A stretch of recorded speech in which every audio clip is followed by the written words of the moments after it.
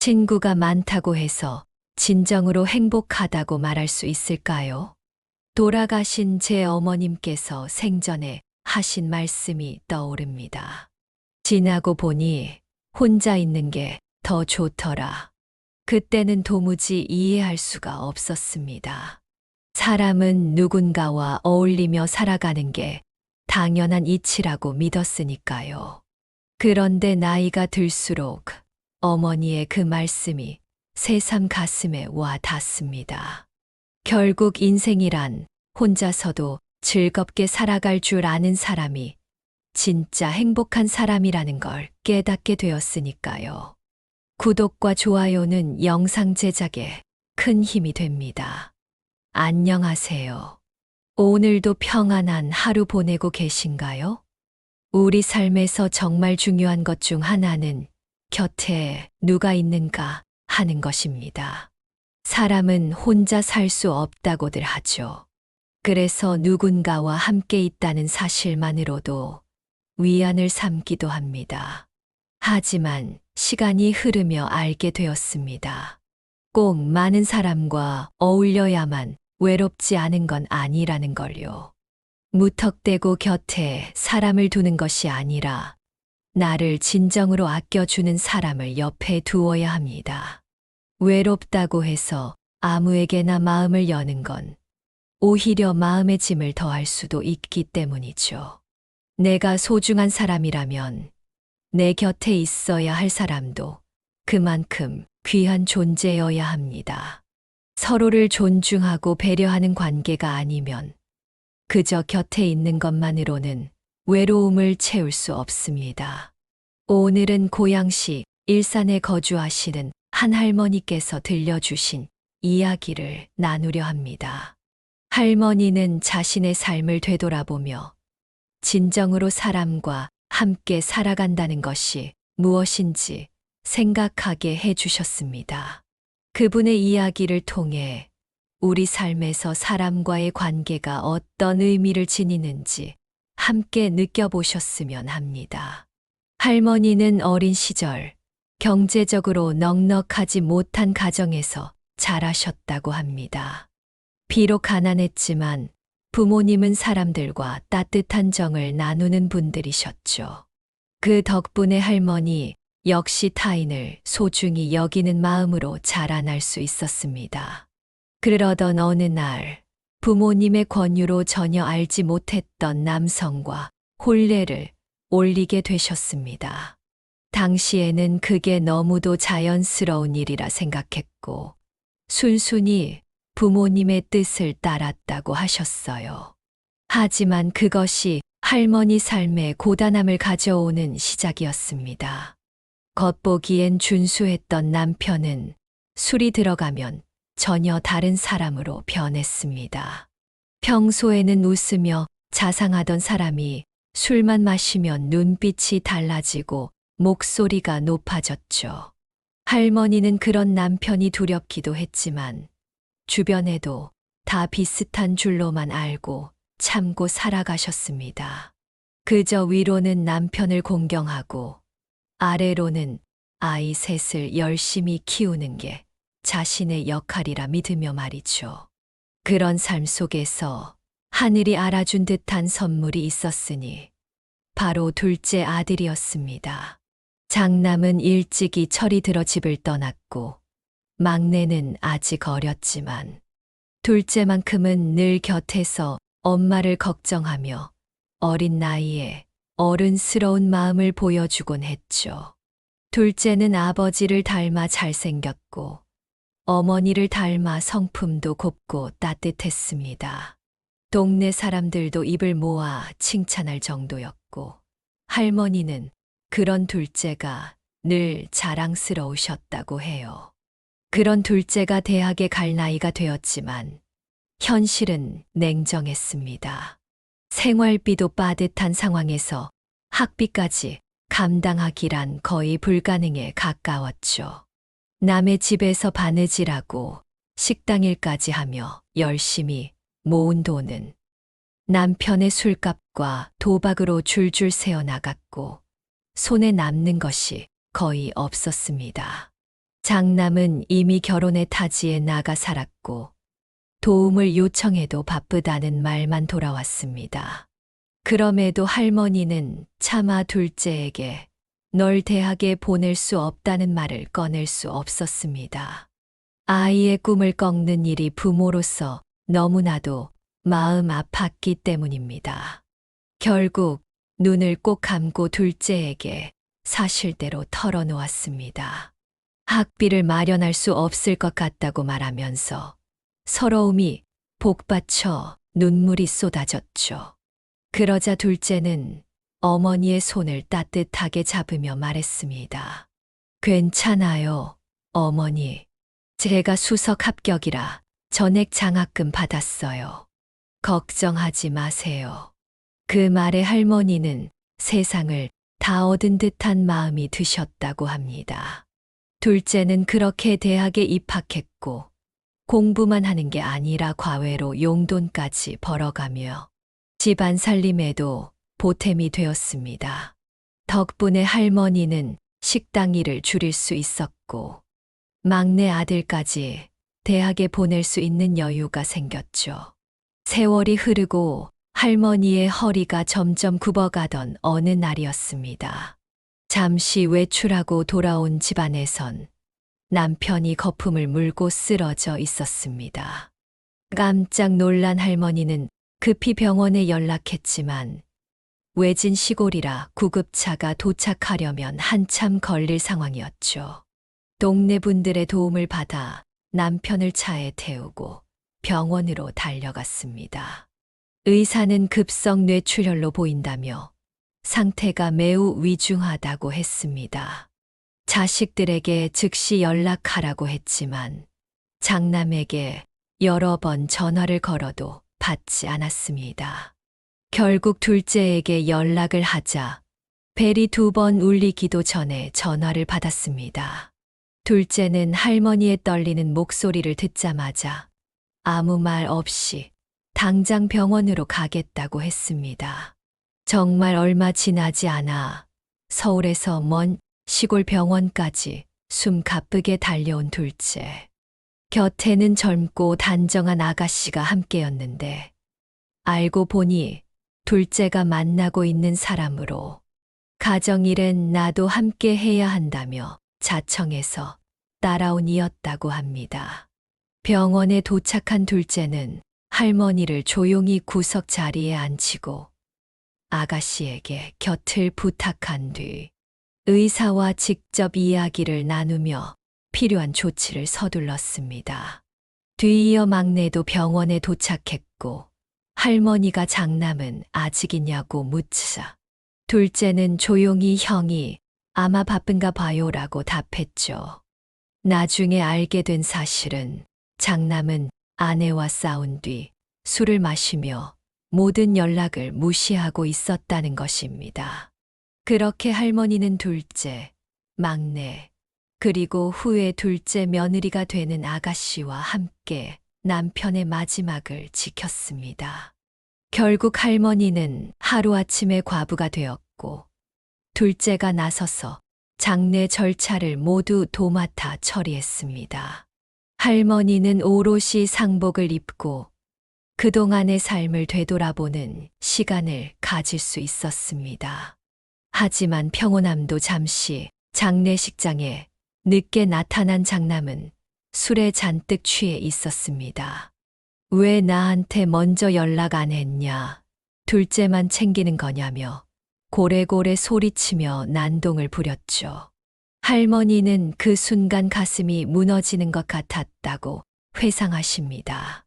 그런데도 둘째는 조용히 형을 달래고 장례를 끝까지 무사히 마무리할 수 있도록 힘을 보탰습니다. 그 후 남편 명의로 돼 있던 작은 땅과 집이 모두 할머니 앞으로 정리되었고 슬픔을 가눌 틈도 없이 또 다른 변화가 찾아왔습니다. 둘째가 예전에 병원에 함께 왔던 아가씨와 결혼을 하겠다고 찾아온 것이었죠. 아직 법적인 관계도 아니었지만 누구보다 발벗고 나섰던 모습에 할머니는 그 결혼을 기꺼이 허락했습니다. 그러나 이 결혼이 또 다른 시련의 시작이었습니다. 행복할 줄만 알았던 둘째 부부에게 아내의 갑작스러운 중병이라는 현실이 닥친 것입니다. 희귀한 병이라 병원비가 상상 이상으로 들었고, 결국 둘째는 생활비를 줄이며 그 모든 부담을 홀로 감당하게 되었죠.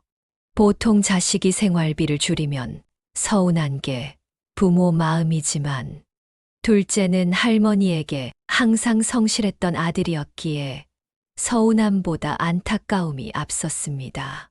시간이 지나도 며느리의 병세는 나아지지 않았고, 할머니의 살림도 점점 어려워졌습니다. 그러던 중 막내가 말했습니다. 어머니, 이젠 시골집은 잠시 비워두고 저희 집에서 함께 지내요. 고생하지 마세요. 결혼한 지 오래되지 않았던 막내네였지만 할머니는 둘째를 도울 수 있는 방법이 생겼다는 생각에 그 제안을 흔쾌히 받아들였습니다. 하지만 그 소식을 들은 장남은 발끈하며 말렸습니다. 어머니가 평생 시골에만 계셨는데 도시에 어떻게 적응하시냐. 그럴 바엔 우리가 시골로 내려갈게요. 할머니는 처음엔 장남이 달라졌나 기대했지만 그건 착각이었습니다. 결국 장남 부부가 시골집으로 들어왔고, 그때부터 갈등은 본격적으로 시작되었습니다. 장남 내외가 시골집으로 들어오자 처음엔 집안이 북적이고 사람 사는 기운이 돌아 좋은 듯 했습니다. 허전했던 공간에 온기가 돌기 시작했으니 할머니도 기대가 컸습니다. 하지만 그 평온함은 오래 가지 않았습니다. 문제는 첫째 며느리였습니다. 언젠가부터 이 집이 어머님 명의인 게 좀 그렇지 않냐며 요즘 유산 문제로 다투는 일이 많다는데 살아 계실 때 정수 아빠 이름으로 바꿔두시는 게 어떠냐고 은근슬쩍 말하기 시작했습니다. 할머니는 말문이 막혔습니다. 자기 시아버지가 돌아가셨을 땐 눈물 한 방울 흘리지 않던 사람이 이제는 자신이 죽고 난 뒤를 이야기하고 있는 현실이 믿기지 않았던 것이죠. 그 말을 받아주지 않자 며느리의 태도는 곧바로 돌변했습니다. 처음엔 어머니, 어머니 하며 친근하게 굴더니 이젠 반찬 하나에도 불평하고 이 집도 동네도 못마땅하다는 말을 입에 달고 살았습니다. 할머니는 분노를 느끼면서도 장남이 며느리를 제지해 주길 기대했습니다. 하지만 장남은 그 모든 상황을 알면서도 그저 눈치만 살피며 아무 말도 하지 않았습니다. 그제야 할머니는 깨달았습니다. 장남과 며느리가 한편이었다는 사실을요. 할머니의 마음은 분노와 슬픔으로 뒤섞였습니다. 자식이라 꾹꾹 눌러왔던 감정이지만 속은 이미 타들어가고 있었습니다. 당장 나가라고 소리치고 싶었지만 또 무슨 소란이 일어날지 뻔히 보여 차마 입을 열 수 없었습니다. 그러던 어느 날 오랜만에 둘째가 얼굴을 보러 온다는 연락이 왔습니다. 할머니는 오랜만에 둘째를 만난다는 생각에 부랴부랴 준비를 마쳤고 얼마 후 마주한 둘째의 얼굴은 너무도 수척해져 있었습니다. 윤기 나던 머리칼은 푸석해졌고 생기가 돌던 눈빛엔 깊은 피로가 서려 있었습니다. 할머니는 단박에 그 이유를 짐작했습니다. 둘째 며느리 때문이겠구나. 그렇게 묻자 둘째는 더는 참지 못하고 눈물을 터뜨리며 말했습니다. 어머니, 저 정말 불효자입니다. 당황한 할머니는 조용히 등을 다독이며 말했습니다. 괜찮다. 뭐든지 말해보거라. 마음을 가다듬은 둘째는 어렵사리 이야기를 꺼냈습니다. 며느리의 병세가 악화되어 새로 큰 수술이 필요하게 되었다는 것입니다. 그간 모아둔 돈은 이미 모두 치료비로 나갔고 이제는 감당이 어려운 지경이라는 고백이었습니다. 둘째는 끝내 집을 도와달라는 말은 하지 못했습니다. 말없이 울기만 했고 이내 제가 욕심을 냈던 것 같습니다라며 자리에서 일어나려 했습니다. 그 모습을 본 할머니는 주름지고 마른 손으로 둘째의 손을 꼭 잡았습니다. 이제는 약한 노인이 아니라 자식을 위해 다시 결단을 내릴 줄 아는 어머니가 되어 있었습니다. 이제 엄마가 알아서 할 테니 넌 걱정하지 말고 집에 가서 몸부터 챙겨라. 그 한마디에 둘째는 더 이상 아무 말도 하지 못했습니다. 그날 할머니는 둘째가 자신의 생명을 다 바쳐서라도 지켜주고 싶은 자식이라는 걸 다시금 확인했습니다. 하지만 아직 한 고비가 남아 있었습니다. 바로 장남 내외였습니다.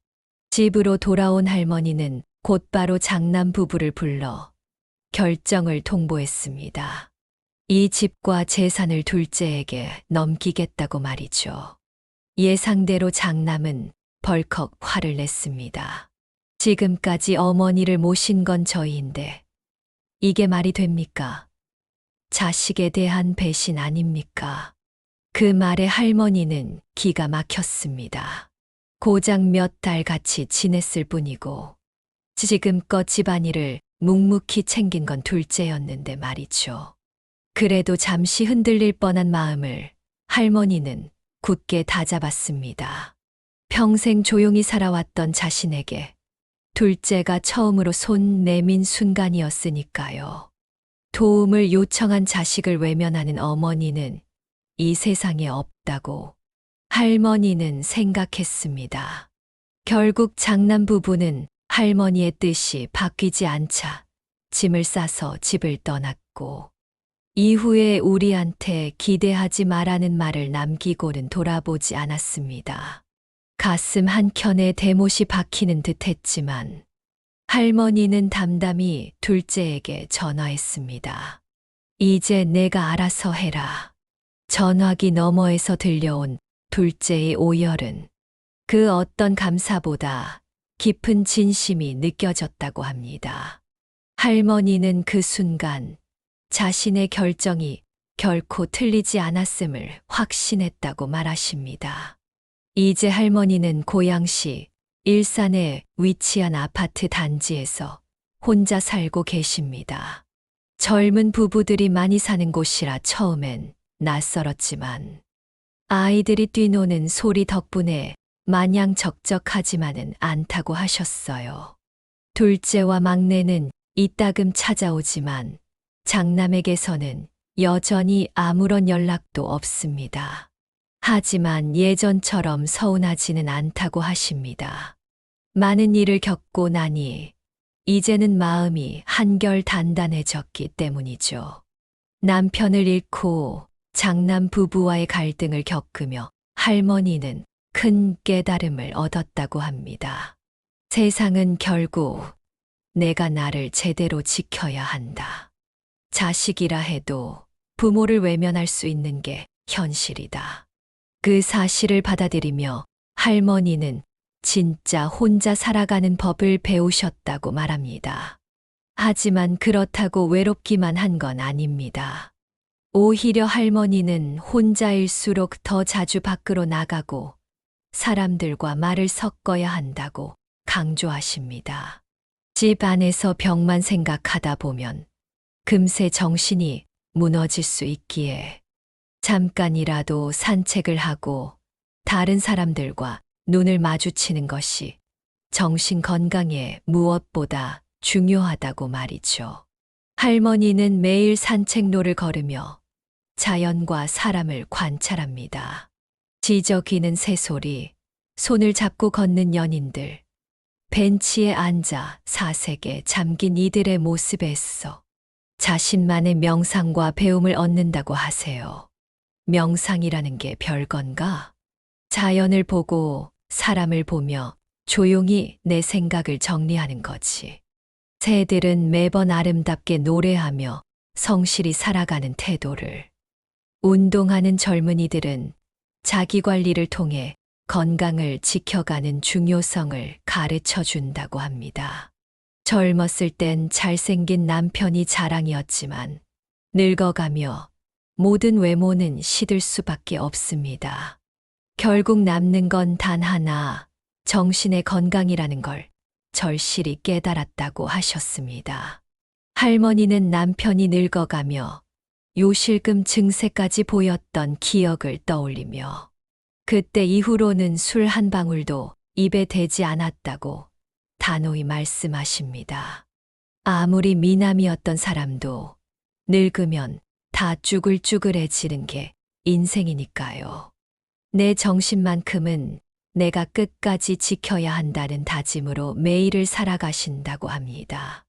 일본의 뇌과학자 니시다 케이오 박사는 아무것도 하지 않으면 뇌도 빠르게 늙는다고 말합니다.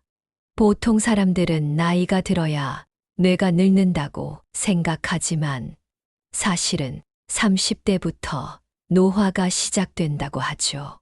할머니는 그 이야기를 들으시고 직접 뇌 나이를 점검하는 법도 소개해 주셨습니다. 두 발로 땅을 딛고 눈을 감은 채 한 발로 서서 버텨보세요. 30초 이상 버틸 수 있다면 뇌가 꽤 젊은 겁니다. 80대에 이 테스트를 통과하면 뇌 나이는 40대일 수도 있어요. 혹시 오래 버티지 못했더라도 실망하실 필요는 없습니다. 우리 몸은 회복력이 뛰어나니까요. 할머니는 뇌 건강을 위해 5가지 습관을 실천하시고 있다고 말씀하십니다. 고기, 섭취. 장수하신 어르신들을 보면 대부분 식욕이 왕성하고 특히 고기를 잘 드십니다.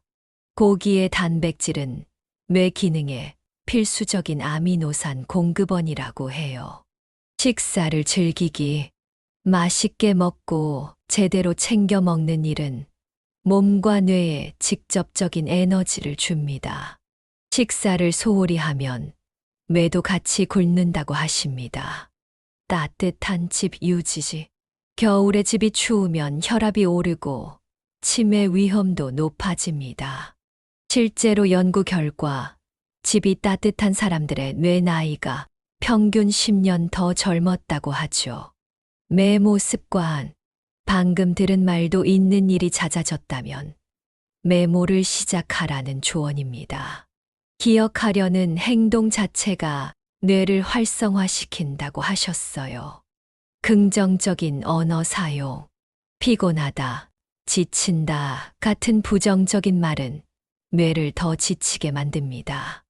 나는 괜찮아, 아직 할 수 있어 같은 말로 스스로를 북돋우는 것이 중요합니다. 뇌는 우리가 마지막에 한 말을 기억하기에 끝은 언제나 긍정으로 마무리해야 한다고요. 그리고 이제 가장 중요한 건 혼자 시간을 어떻게 보내는가입니다. 나이가 들면 친구도 가족도 자주 만나는 게 어려워집니다. 하지만 그렇다고 의기소침해져선 안 되죠. 할머니는 말합니다.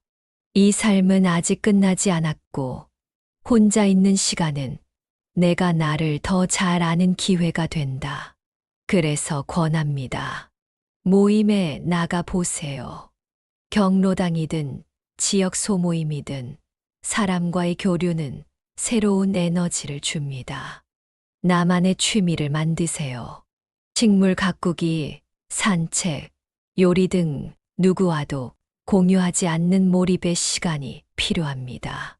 작은 운동을 시작하세요.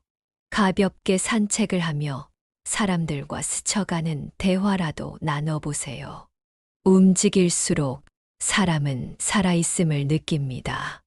오늘 이야기를 통해 전하고 싶은 건 단 하나입니다. 노년은 결코 외롭고 쓸쓸하기만 한 시간이 아닙니다. 젊음이 힘과 열정이라면 우리는 그들이 가지지 못한 지혜와 품위를 가지고 있습니다. 우리의 경험은 누군가에게 길잡이가 되고 우리는 그 자체로 이미 존재만으로 충분히 아름다운 사람입니다. 행복은 멀리 있지 않습니다. 바로 내 안에서 시작되고 내가 지키고 내가 만들어가는 것이죠. 오늘도 스스로를 다독이며 즐거운 하루 보내시길 바랍니다.